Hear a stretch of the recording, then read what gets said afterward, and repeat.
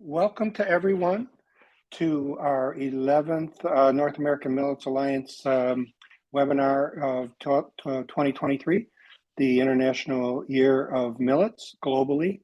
I see that we have some new folks here today, which is really encouraging. I was just telling our team that we've had almost 170 different people attend at least one seminar so far, and this is our 11th of the year. My name is Jonathan Landak.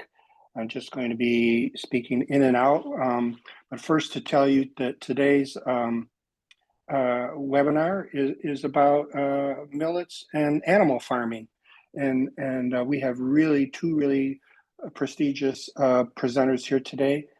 We have Dr. Robert Myers from the University of Missouri, the Center for Regenerative Agriculture, who was very instrumental in facilitating this webinar series in cooperation with the University of Missouri. And we have Gary Wheatgraf, agronomist, retired agronomist, who has been working with millets in his entire career, internationally and domestically in the U.S. We'll have 15-20 minutes from Dr. Myers, and then another 15-20 minutes from Gary Wheatgraf, and then we can open it up for questions. I'll just give a brief introduction to Dr. Myers. I do want to remind everybody that the webinar series is a joint collaboration organized with the North American Millets Alliance and the Food Engineering and Sustainable Technologies acronym FEAST lab at the University of Missouri, with additional support from the Center for Regenerative Agriculture, which is also at the University of Missouri. Thank you very much, University of Missouri. We keep adding folks here, another good turnout. Our first speaker is going to be Dr. Robert Myers, as I briefly said, from the University of Missouri. He's adjunct faculty in Plant Science and Technology Division at University of Missouri. He has expertise on sustainable ag and crop diversification, including many years with working with several of the millets. Rob spoke earlier in the year, I believe our first webinar, in fact, and we're really happy to have him back. I'll tell you about Gary when it's his time to speak, but Rob's more specific topic will be millets used for cover crops, songbirds, and waterfowl. So take it away, Rob. We're here and ready to listen. Thanks, Jonathan. We'll get the slides up and fire away here. So, well, many of the webinars this year have really focused on the food uses of millet. And of course, those are many and varied, but there's also many other uses of millets. So Gary and I hope to share some of those with you today. And we decided how we were going to split this up. There'll be some slight overlap between what we talk about just because of the nature of the way the millets are used. But I think you'll walk away today with a little better insights into some of the different uses of millets besides for human food. So first of all, I would just characterize the range of uses of millets are obviously quite diverse. For human food, you're mostly well aware that proso millet is the biggest one. Livestock food, pearl millet, as far as North America, US, is probably the biggest one used for a forage crop where the whole plant is either being harvested for hay or grazed or ensiled. We see less use of millets in the US for livestock feed, where the seed is harvested and fed to livestock, but we do see some use of pearl millet for poultry feed. It can be fed to other livestock as well, but it just happens that the market has been more in the poultry industry. But rather than getting into those topics, although Gary and I could touch on those in the Q&A a bit, maybe Gary will touch some on that. I'm going to focus on these ones highlighted in green. So use of cover crops or millets as cover crops, use of millets for songbird seed. I'm going to just touch briefly on how foxtail millet is used as a pet bird food. And Gary's going to take most of the topic on wildlife. I'll just mention a little bit about the waterfowl uses of Japanese millet. And there are some uses of millet for ornamental, particularly the purple colored pearl millets, but we're not going to get into that today. So Cover crops, I think many of you are familiar with them, but they are plants that are used to protect and improve the soil, especially when no other cash crop is being grown. Sometimes they'll overlap depending on how they're used with the cash crop. So here's a field of cereal rye as you might see it in the springtime. Maybe it would be grown ahead of soybeans and after corn's been harvested, providing some living roots to the soil during the time of year where otherwise the soil would be bare.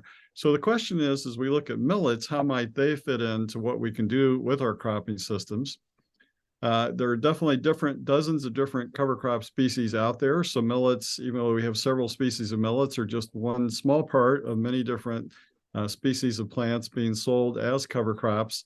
One thing I think that's helpful when looking at the full range of cover crops being sold today in North America, including millets, is just kind of where they fit in terms of their seasonality.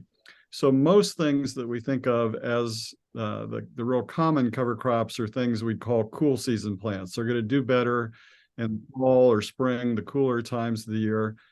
Things like cereal rye, oats, radishes, crimson clover, hairy vetch. Many of those that are fall planted can be planted in the spring, as well as additional ones like Austrian winter peas, dwarf rapeseed, spring barley. But millets really are what we call a warm season plant. They're going to do best in the hotter days of the year. They're going to be killed easily by frost, unlike some of these others that'll either survive the winter or at least grow for quite a while after the first frost. And they need relatively warm soil temperatures to get started, with the slight exception of proso millet can germinate at colder temperatures than a lot of the other millets. So that's one thing to know when you're looking at millets as a cover crop, is they're really things that we think about more in the summer months, as opposed to some of our typical cover crops that we plant in the fall, especially to overwinter. Another way to kind of think about the millets is just, how they fit in with all the other grasses out there. So the big heavyweights internationally in terms of our annual grass crops that are harvested for seed or forage are going to be corn and rice. Of course, the cereal grains like wheat, oats, barley, rye, triticale are also pretty big crops worldwide, grown on, in most cases, millions of acres. So I look at the millets as kind of mid-major crops. If you're thinking about basketball parlance, you got the big major teams, and then you've got the mid-majors. And so we're going to see several of these that we'll talk about today. Worldwide, grown on 1 million acres or more, but less than that in North America. And then there's other things that are sometimes lumped in with the millets, certainly Adlai millet, Kodo millet by name, but things like sorghum, teff, fonio are also grasses that are sometimes loosely affiliated with the millets. So you can kind of keep in mind that those are things that might fit in the same way that some of these other millets do. So one thing my office does, we run a national cover crop survey of farmers. We've done that 7 times, with the most recent one done this past spring. And we ask farmers, what are you using for cover crops? I think Gary will touch on this too, but we see that millets is way over on the right. It's the third one from the right. Among the farmers surveyed this year, which is about 800 farmers, there was only 5,000 acres of millets with those 800 farmers. Now, nationally, there's over 150,000 farmers planting cover crops. So you'd have to extrapolate upwards. I think Gary will help you look at what those numbers might be. But you can see in relation to cereal rye, it's relatively modest. However, we know that most millets are usually used in cover crop mixes rather than as a sole species. There's some exceptions to that. Foxtail millet will sometimes be used as a cover crop after early vegetable harvest, like potatoes. But most times when we see millets used as a cover crop, they're put into a diverse summer mix. Like in this field here, we're seeing sunflowers and a wide range of grasses, buckwheat, other things in this field. So when we look at cover crops as a mix and ask farmers about that, millets are still pretty far down the list, but when you look at it a percentage basis, it looks a little better. About just under 12% of the farmers using cover crop mixes said that they used millets. So that's pretty significant when you think that there's over 20 million acres of cover crops nationwide. And I think it represents even a further growth opportunity going forward for millets. So here's kind of a patch of cover crops that I grew this summer that had millet in the mix. The particular millet in this mix is foxtail millet. So some of the more yellowed looking grass plants there are the foxtail millet. I took this at the end of September. The foxtail millet was starting to side down. The taller plant, by the way, that's sun hemp, and you can see some sesame there in the foreground with some darker green pods along the stem. There's some cowpeas in here. This particular mix, which came from green cover seed, had about 10 or 12 species in it. And I was looking for a mix in this case that would get good growth, have good biodiversity, but not be gigantic, because this is at my home. I don't have a big tractor to deal with a really thick cover crop. I wanted something I could mow down with my riding mower. And so I didn't put in like pearl millet or sorghum that would be even bigger grass plants. I wanted something that was a little more modest. And that's part of the challenge when we look at picking these, is thinking about our uses. Just kind of from a soil health perspective, one thing I would tell you, when we can put millets to add biodiversity into a mix, we've learned that when you have above ground biodiversity with plants, we get more below ground biodiversity. In other words, a better blend of bacteria, fungi, insects, earthworms, nematodes, protozoa. And so those all depend on having a good plant diversity, which makes sense because that's how that microbial system evolved, whether it was prairies or forest, having very diverse plants. So looking at how we would pick a millet for cover crop use, there's a lot of things we can look at. Probably the first thing that a lot of people would think about is how vigorous are the varieties or species going to be. So this is a plot I grew years ago. There's some pearl millet on the right, proso millet, a couple varieties in the middle, and a couple varieties of foxtail millet on the left. And you can see the proso millet in this case in southern Missouri is not very vigorous. So if you really wanted a vigorous summer cover crop, you probably, in my area, are not going to use proso millet. You'd be more likely to use pearl millet or foxtail. But again, it just depends on the uses you're looking for. If I had wanted to get a mix started earlier in the spring, then maybe I would have gone with proso millet because it can tolerate those colder soil termination temperatures. Seed cost and availability can certainly vary by millet and variety. And then what is the region of adaptation? I'm going to talk in a minute about how some of these millets are better adapted to wet conditions. So one way you could get some help in picking out not only millets, but other cover crops is to go to a regional cover crop council website. In this case, we're looking at the Midwest Cover Crop Council. They developed several years ago an online free tool to help you pick a cover crop. And there are similar ones for the Southern region and Northeast, but we don't have one yet for the far West, but I think eventually there will be one there. So you can put in your state and county, then you can pick your goal. You might say, I want to emphasize erosion protection, or I want to emphasize something that will help pollinators. There's a whole list of goals there you can choose. You can put in your cash crops you're doing, and then you're going to get some output that looks like this. And if you look down towards the bottom left of the image, you're going to see millets there. And the green bar shows you that you're going to get reliable establishment between mid-May and August 1st if you're going to grow it in that particular part of Missouri. So this is going to show you, if you're up in Minnesota, it may be a little different window of time. And the idea is that you can then click on the left side on each of these and get some more information. Now, millets have been lumped together in the Midwest Cover Crop Council tool, which maybe isn't quite ideal, but many of them are similar. So it's a good starting point. So switching from cover crop use to birdseed use, which is another big use of millets, particularly proso millet, there's been, of course, a lot of observations about what birds eat what, but the best series of studies has been done by the Cornell University Ornithology Center. This is a photo from them, and they've sent out questionnaires for many years now to people just at their home that have bird feeders feeding different types of seeds, and asked them, what are you seeing on this point in time about the birds that are eating what seed that you're feeding them? And so they have noted that with proso millet, which is by far the most common one sold in stores for either straight birdseed by itself or more often in a mix of birdseed, that what they have observed from their network is that it's a favorite with ground feeding birds like quail or native American sparrows, doves, towhees, juncos, and cardinals. Now, certainly there's other birds that may eat it, but those would be some of the more common ones. In fact, if you wanted to feed millet to birds yourself, although you could put it in the same type of feeder you might put sunflowers in, they also have, if you go to a bird specialty store, they'll have trays that are designed for birds that are more ground feeding, and they can be a little more comfortable for those birds to stay close to the ground and feed on the millets.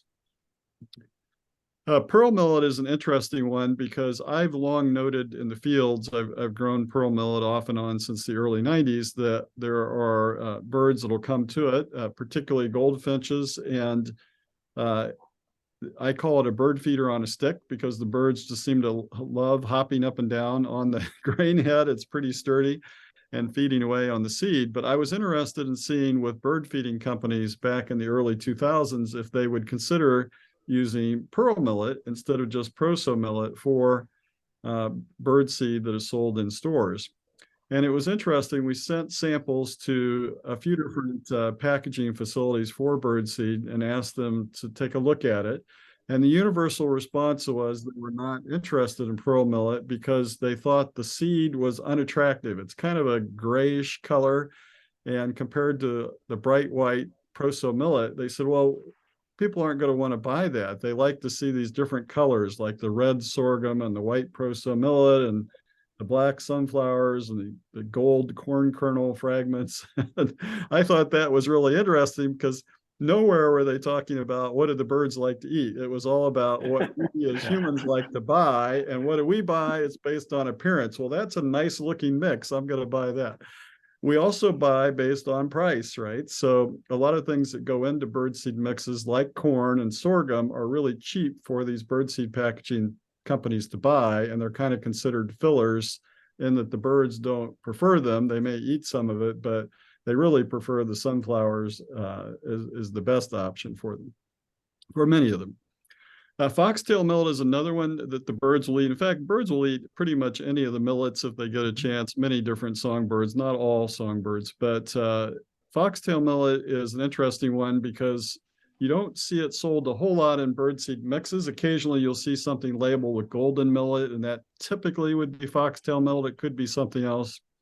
But where they are used more regularly is what we would call spray millet, and where they cut off the whole seed head and package it in these nice clear bags.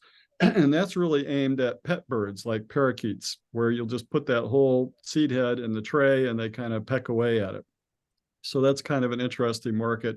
And here again, there's no reason you couldn't do the same thing with pearl millet. In fact, I've told people you could cut off several pearl millet heads, tie a string around them, and hang them from your fence as kind of an easy bird feeder type option. So I think there is a growth opportunity for using more millets for the birdseed industry. And if you might think, well, that's small.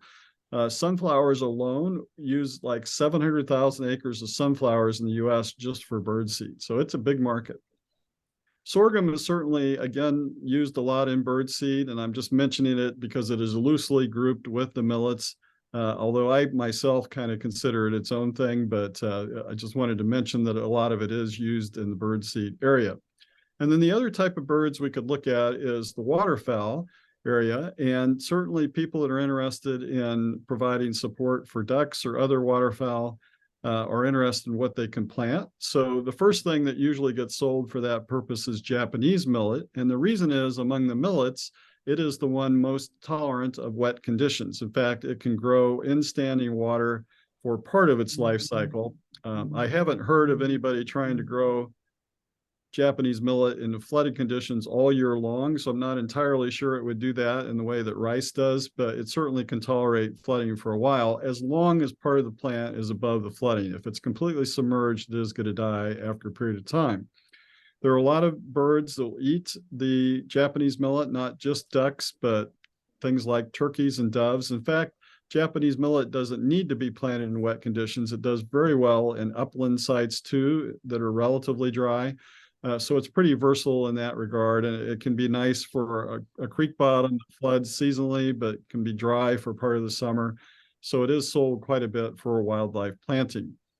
Kind of a second to that is the brown top millet, and it is tolerant of damp conditions, but it will not grow in prolonged flooded conditions in the way that Japanese millet would. It might tolerate a few days of standing water, but if you're talking about multiple weeks, it is going to be killed by standing water in that situation. So it is used some for wildlife plantings, but not as much as the Japanese millet. And I wanted to just kind of last couple slides here, wrap up by reflecting on where all these millets come from. Some of you have seen this information earlier in the year, but it's instructive, I think, to keep in mind that these millets really are very different plants coming from very different parts of the world. So the two that I just talked about as being tolerant of more wet conditions come from Southeast Asia, very high rainfall areas, sometimes flooded areas, whereas the rest of the millets on this list originated in areas that are much drier and, in fact, do very well in dry conditions. So knowing the origin of these millet species can kind of help you think about where they may be adapted. Proso millet is one of the more northern latitude ones, and thus it does tolerate somewhat colder temperatures, but they're all ones that are grow best in the warmer months of the year. So just to summarize, as we've been hearing from the speakers all year long in this millet series, millets have great potential to add diversity to farming systems. I like them in a lot of respects because they're resilient to climate change, and the diverse genetics give us the versatility for a variety of uses, including cover crops, songbirds, wildlife. Gary will talk more about this as well. But certainly we know that more research and development is needed with these to really take advantage of these different uses. So I'm going to stop there and let Jonathan introduce Gary, and then after he finishes, the two of us will take questions and discussion from the audience. So Jonathan, back to you. Yes, excellent, Rob. Thanks so much. Really interesting. I hope everyone is noting their questions. You can we'll have a period to ask, and then you can put them in the chat too if you want. But now we're going to hear from Gary Whitgriff, who has been a religious attendee of, I think, almost every webinar, not only being there, but asking really good questions. I briefly mentioned, well, Gary's going to speak today about U.S. millets in the United States for forage, conservation, wildlife, and ornamental uses. As I said before, Gary is a retired agronomist. He's been working with millets his entire career in South Dakota primarily, and also internationally. And he's continually asking questions about millet and what practical uses it can be put to in the U.S. and North America, not elsewhere. But as I said, he's been thinking about millet for a long time. So Gary, we're looking forward to hearing for what you have to share with us. All right. Well, thank you very much, Jonathan. And I think, let me share a screen here and get a perspective of what I'm covering. Forage, conservation, wildlife, and ornamental uses. It overlaps a little bit with Dr. Meyer, but Dr. Meyer really set the stage of the millets that are throughout the country. And I'm going to flick through some of these slides fairly quickly. He's covered some of it, but I encourage the audience to always go back to these slides if you need to study them more. But I'm going to delve into the acreages later on in the presentation. So this is a couple of reference books that I have in my bookshelves. And I looked up at the 1923 Census of Agriculture. Gary, we're not seeing your slides yet. Oh, I'm sorry. Okay, hold on a second. Let me go back. I'm not sharing the screen. Okay. Let me try this. Oh, I had assumed you were up there. There you go. There you Okay. go. Yeah, All and right. just do the little button at the bottom to make it full screen.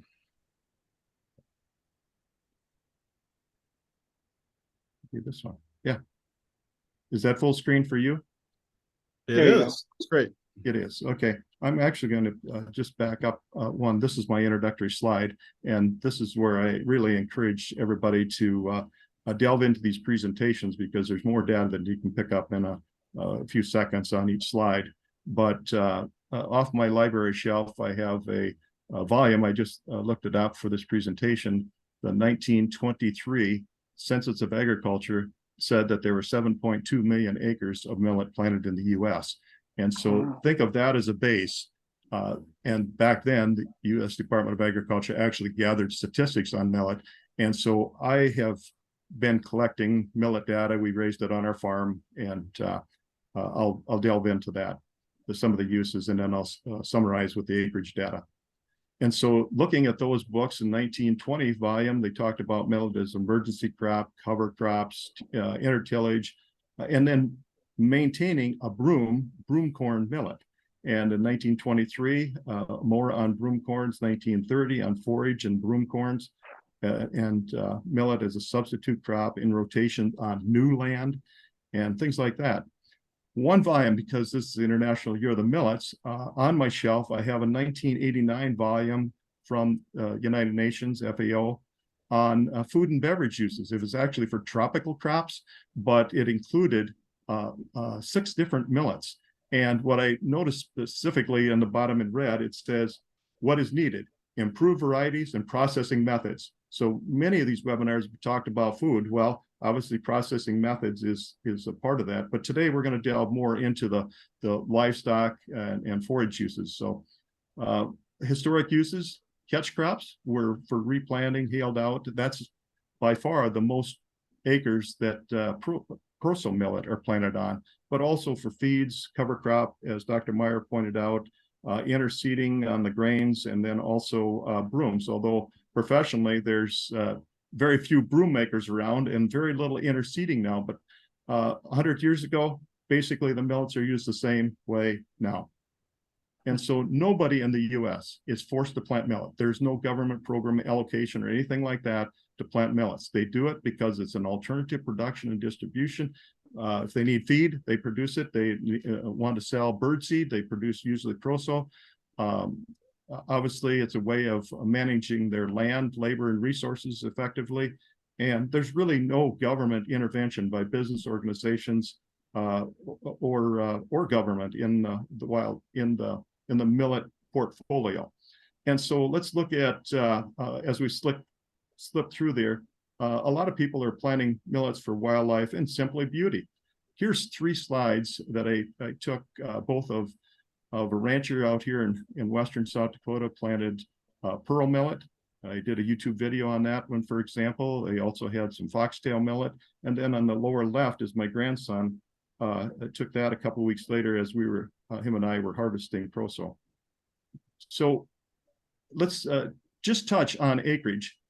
In the US, the National Agricultural Statistics Service says there are 18.5 million acres of hay harvested in the US in 2023. Of that, roughly, say, 10.9 billion with a B dollars worth, and nearly $600 with a couple tons an acre. The point being that millet is included with all those. So these acres, this 18.5, excludes alfalfa. So it's a big chunk. Another thing that people get confused with, and I've heard it used and referenced different times, is proso or hog millet. In 1920, USDA put out a bulletin. It's like 16 pages long or something like that on proso or hog millet. And back then, like we did on our farm, we didn't have labor to really farrow out sows or anything. We had a 10-acre pasture fenced in that we planted oats. Millet is another alternative. And in this case, a couple of weeks ago, 3 weeks ago, I drove by this hog farmer that does the same thing with hogs now. And he turns his hogs out and farrows them in a small pasture. And you'll see like an A-frame and some bales there that they also use for the sows. Here's an example of dating me a little bit. Back in 1980, my father passed away, and I had a field of foxtail millet. We called it Siberian. When you bought the seed, it was referred to as Siberian millet. And our dog was getting old, and my mother that winter had to feed the cattle. And so the dog wouldn't always watch the gate, and she would always take the alfalfa in first. And what mother realized is that the cows were always going to the millet pile. So she started feeding all winter long. She started feeding my Siberian millet or hay millet first, and then the cow would just stay in. It's very, very palatable. And so the cattle would stay in, and then she could go get the prairie hay and the alfalfa and put it out for feed. On the right is a proso millet field of a sheep producer about 20 miles south of our farm in north central South Dakota, where they harvested proso millet and then they baled some of it up and left the bales out there. So when there's ground cover, the sheep would have something to eat in the wintertime. 1989, I put out a couple millet books, one in 1989, one in 1990, and look at the two photos. The one on the left is from 1989. The one on the right was this September when my grandson and I were harvesting. They still bale it up and use the proso straw as feed for ranchers. They usually run it through a hay grinder. The Jefferson Institute claims that there are about 1.5 million acres of pearl millet harvested annually in the U.S. for forages. I do not disagree with that number. When I do millet research, and you can do the same things, put in on internet research millet for hay, and here's what I come up with: brown midrib pearls in Texas, some hay millets down in Texas, over Clovis, Mexico, millet hay wanted for drainage ditches. Obviously, they were planting grass and wanted to cover the drainage ditch with some millet hay in Colorado, over in Rush, Colorado, over in Martin, South Dakota, south central South Dakota, southern central South Dakota. Teff hay and millet hay for sale there. Alfalfa millet mix. This is a combination where I'm positive that they use millet as the cover crop. Alfalfa and millets have about the same size seed, so they could run it through a grain drill at the seeding rate, then harvest, mow, and bale the alfalfa millet hay, and then you would have a permanent stand of alfalfa for the following years. Valentine, Nebraska, for example, is Sedan millet mix. Another one is White Wonder, which is a type of foxtail over in Nebraska. If you look up in the upper right-hand corner, is the prices that they had priced for teff and millet hay down in South Dakota. Dr. Meyer covered a little bit on brown top, but I just use this slide as a reference for more of a minor millet in the U.S. But your references you can pick out: erosion control, upland game, dove and quail for brown tops, cover crop, hay and pasture, etc. So it's multiple uses for each type of millet. Here's an example of some photos that I took. I developed a proso millet wheat rotation, and it was I tried to get growers to put in corn, sorghum, and soybeans, depending on where they're at, into this rotation. But at the time, we're at the northern end of the winter wheat belt, and so proso millet harvested in September worked perfect for planting winter wheat into that to get the winter wheat established and make it a continuous crop. Proso catches the snow. In this particular case, the grower left his corners rather than planting a wildlife food plot, planted the corners, left the corners, and let the birds feed on that. You can even see some rabbit tracks there in that photo. This is a picture from my grandson's proso planted into failed winter wheat. As I said, we're in the northern end of the winter wheat belt, and millet makes a great rotation. In fact, you can come back into that winter wheat that didn't have a good stand and plant proso right into it. And you'll notice that where there is till ground, or in this case, bare ground, that millet has trouble coming through because it's a very small seed, and the top corner shows a penny. So you're looking at about 3/4 of an inch deep that millet was planted in, has to break through that crust. And so that is often a problem seeding millet when you don't have it into something with cover. Green Cover was a company that I bought cover crop seed from in 2019 for my farm, and I actually picked it up at their Kansas outlet. Their main one is in Nebraska. But I contacted them a couple of weeks ago and asked them, of cover crops, what % of your cover crops are contain a millet? And they say 75%. On the forage mixes, basically all their summer forage mixes contain a blend of millets. On wildlife, they don't use it for deer. My son-in-law, as you can see in the back, I'm at my son-in-law's place here in Kansas. He raises elk, and his cover crop, he uses turnips, radishes, and triticale because their millets aren't the best for that. But on green cover for upland game, they basically put it in all of their upland game mixes, or at least 75% or whatever. And the millets that green cover uses is a broad range of, depending on the use. brown, pearl, Japanese, foxtails, whether it be German or common, and of course proso. Slide you've seen from Dr. Meyer is millet way down third from the end. And I contend that when you survey farmers, and this survey was something like 486,000 acres, farmers will say the first or second or third thing that they plant. And in this case, rye is, I don't doubt at all, would be number one. But when you get into the other crops, triticale or whatever, they might not list all 5 to 8 different types of seed. In fact, they might not even know all the types of seed. They just use it as the cover crop because that green cover or somebody, that's what they recommended. Other things that when you do internet searches, you're not going to find the most of the seed suppliers and buyers of millet, whether it be hay, forage, or whatever. They're not listed on the internet. They're small. This is a local paper that started coming out around 1970. I still get it. And this is just an example of ads that are in our local paper. And I don't think any of them are on the internet. So let's touch a little bit on wildlife uses. The bale that I show you in the upper left-hand corner is millet. My grandson and I were harvesting. There's actually a windrow over there yet we hadn't harvested, but this is a windrow that he leaves several acres, bales it up with the millet grain inside the proso, and then sets it out, as you see on the upper right, sets it out when there's heavy snow next to his shelter belt, next to his corn. So this is how they raise pheasants in the wild. And so this is just one second side shot of January 29th last year, or this last winter's pheasants on his ground.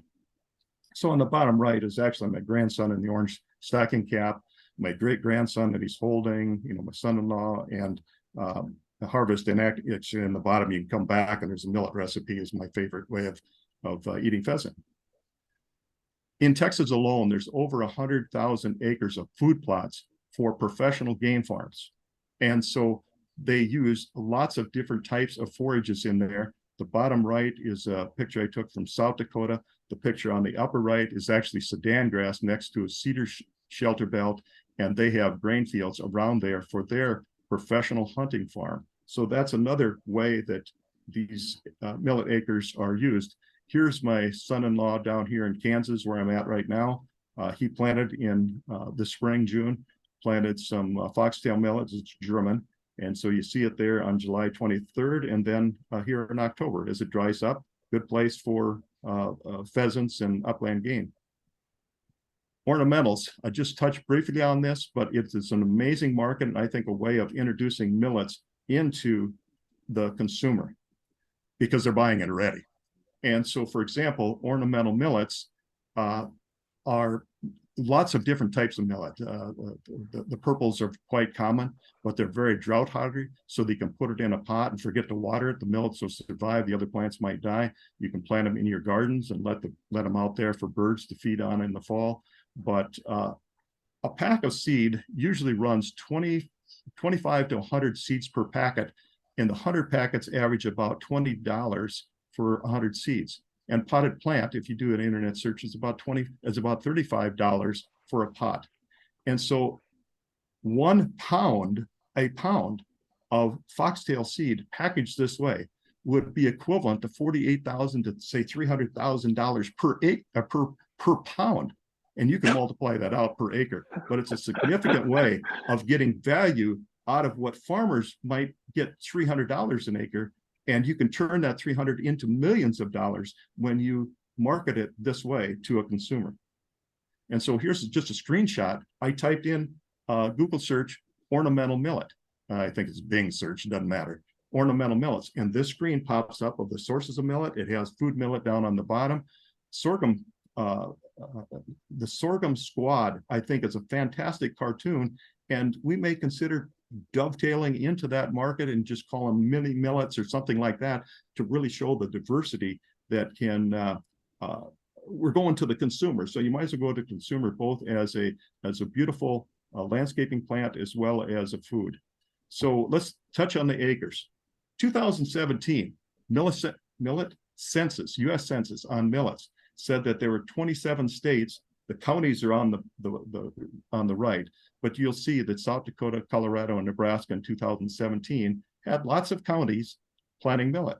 And then you can pick your state, and those are the counties reported by the Bureau of Census. So that's one way of getting millet data. Another one is I use that in other things. And this is where I project out that there's roughly 150 million acres of potential in the US for planting different millets. And you can see the different places where they're at. You can study that later. But one source that a lot of people don't use is actual official collected data by the Farm Service Agency of USDA. And this is their October report. October 2023 reports 1.09 million acres of proso planted. Of that, well, in that also you can see what percent these farmers reported that they planted to Japanese pearl and foxtails. The lower right, to me, is amazing. These are the number of states that reported getting farm programs like cover crop programs or whatever in the rotation with Farm Service Agency. And so it's the pie chart is fairly equal. So I break that down, and of the farmers reporting proso, that 1 million+ acres, they say 441,000 were planted strictly for grazing and feed, a little bit for green forage or whatever, and then also green cover, as well as 650,000 rounded off for proso for seed, which matches up very closely to what USDA National Statistics Service said, that there were 705,000 acres of millet planted in the US. Well, that's proso millet planted in only 3 states, Colorado, Nebraska, and South Dakota. And so look at the seed uses and feed uses on the left side for the other different millets. So study them later, but I wanted to show you in a chart what that looks like if that seed from pearl, Japanese, and foxtail were used and cleaned up for seed. And I run a clean plant. I had a plant called Millet Mills, and I had my own certified seed cleaning plant. So these numbers are fairly close as far as clean out. But that alone produced this year, just on the seed produced on FSA reported acres, would plant 2 million acres of millet. So be careful when you're using FSA, don't project it out as the millet acres in the US, project it out where they're actually getting government program or signing up for government programs for it. And it'll help put in perspective the millions of acres that are out there for millets.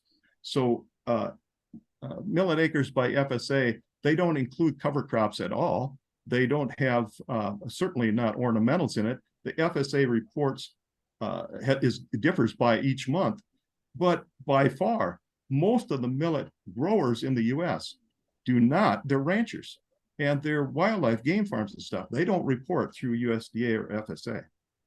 So my millet estimates this year, 2023, and I do this occasionally, I say there's around 700,000 acres of grain and seed, and I think I'm underestimating on each of these. A couple million acres of forage, 350,000 on conservation. I think, again, these are underestimated, and 1,000, who knows, I don't know on ornamentals, but I just throw 1,000 number up there. So looking at this chart, just the same numbers, here it is in bar chart. And so my guess for 2023, there's 3.2 million acres of millet planted in the US, and that my range is between 2.8 and 4.5 million acres.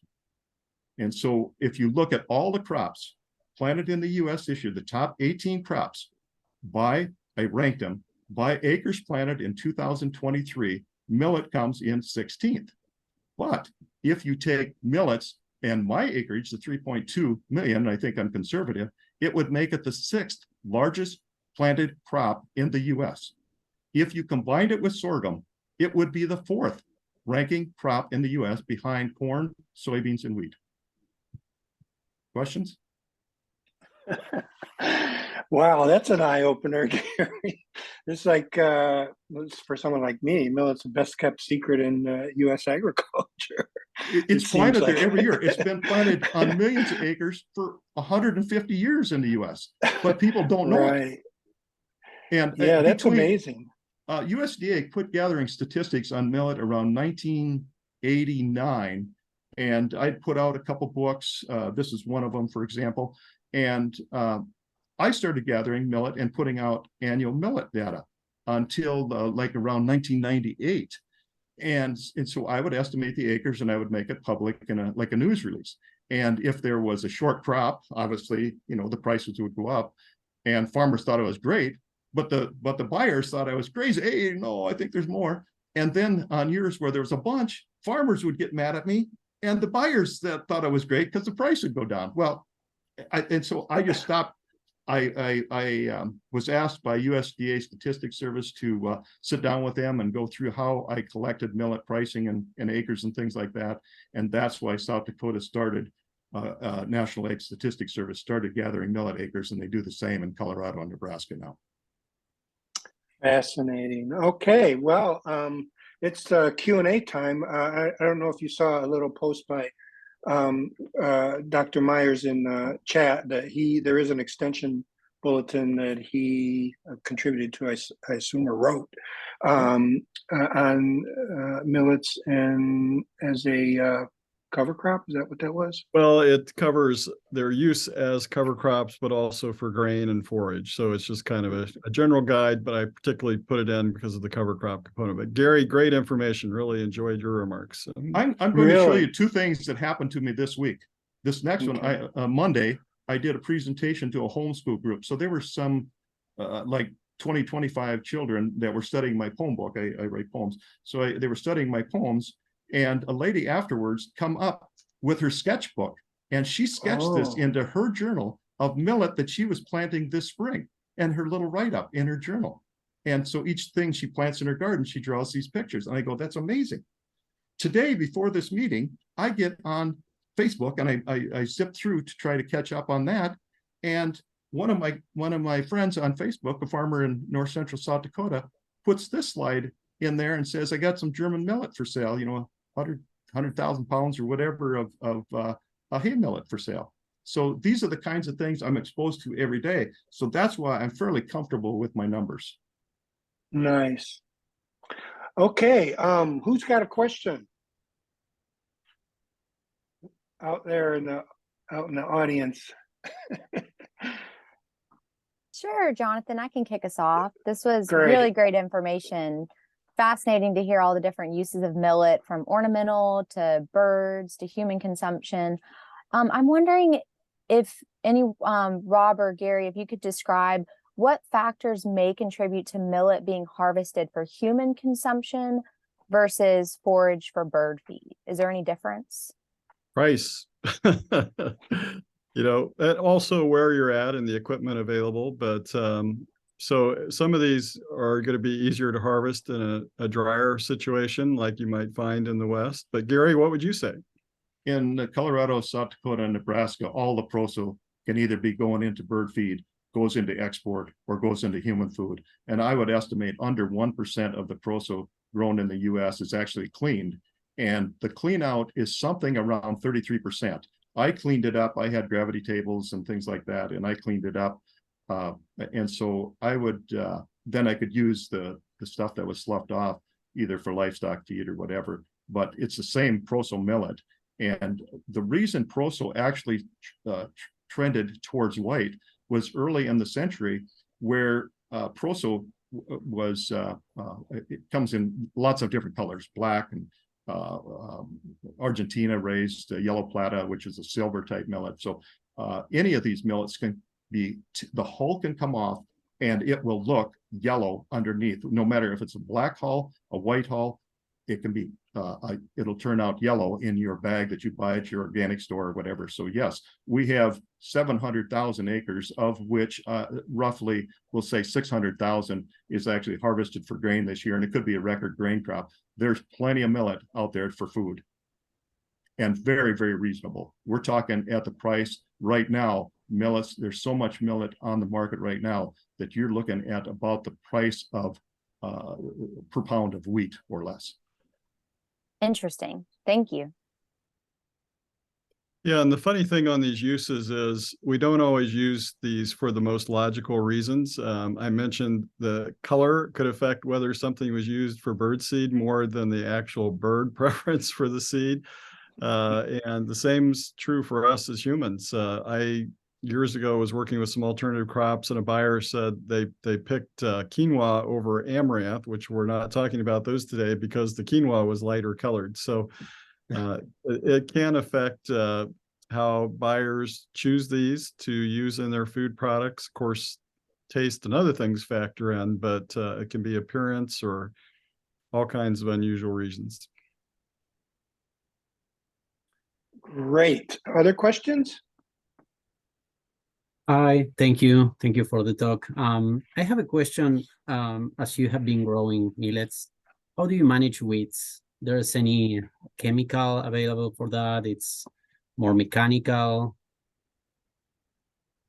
Gary, you want to speak to Proso? Yes, I will on Proso and cover crops. There's other reasons, but in the case of Proso, a lot of that in Colorado, Nebraska, and South Dakota is planted into winter wheat that failed, hailed out, or whatever. And so Proso tolerates, obviously the herbicides that are used on wheat. They're not designed to take out a grass like Proso. But if it's following in a corn rotation, especially if there's heavy clays, atrazine is used on corn, and sorghum or millet, Proso, are planted after corn, because in the clay spots, you put, we'll say, a pound of atrazine, and some of the atrazine will carry over on the clay spots and not affect the Proso millet. Obviously, there's 2,4-D amines, and there's other things that can be used. But in the case of cover crops, you mix it in, and your goal is to actually shade out and then clip if you need to. Dr. Meyer, you want to cover that? I think you hit it very well. In the cover crops, their purpose is to control the weeds, and particularly when you see them in a mix, they're going to do a very successful job controlling weeds. And then when you look at pearl millet as the other one that's grown on a significant acreage besides Proso, it's the same herbicides, atrazine, 2,4-D, or I believe still labeled. Some of the more minor millets, though, do not have herbicides labeled, even though in theory you could use a broadleaf herbicide on any of the millets. It's just a matter of whether there's a label for it. And so if there's not a label, then you do have a little bit more planning to be able to grow that for seed production. We have a farmer that grows Japanese millet for seed production. So part of what he does is he plants it relatively late so he can control early weeds with tillage. I don't think he uses any herbicide on it. I'd have to check with him on that. But yeah, it is something to think about because you don't have the suite of herbicides that you do with bigger crops.